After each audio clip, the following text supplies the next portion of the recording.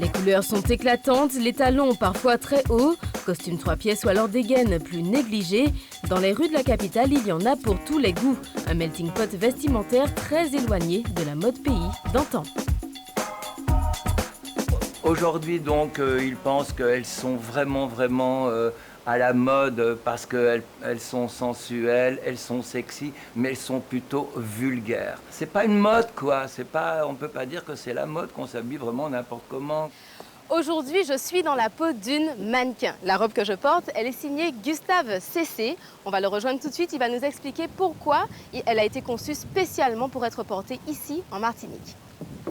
Bonjour Gustave. Bonjour Lydia. Alors cette robe, pourquoi est-ce que vous pensez qu'elle est faite pour la Martinique?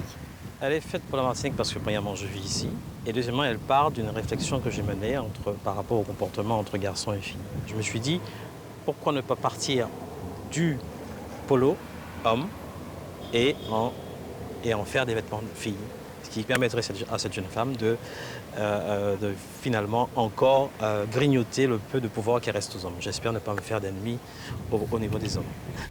Décolleté ou col à boutonner, manches courtes, une poche ou deux histoire d'y glisser le portable, idéal mais pas représentatif d'une tendance locale.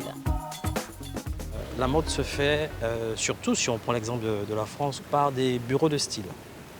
Et il y a donc ce qu'on appelle des tendanceurs, des personnes qui sont là, qui sont aptes à comprendre et à percer et à sentir l'air du temps. Et donc en amont, 5 ans avant qu'une mode n'apparaisse sur place, elle est réfléchie, pensée, organisée, orchestrée. Le problème, c'est qu'en Martinique, ces bureaux de style n'existent pas. Donc concevoir une mode, ça me paraît difficile tant qu'on n'aura pas ces éléments-là. Alors je dirais que nous avons ce qui est en amont et en aval, les consommateurs, les consommatrices et les créatifs. Maintenant, il reste à créer la chaîne pour pouvoir sortir le produit de sa conception jusqu'à la distribution.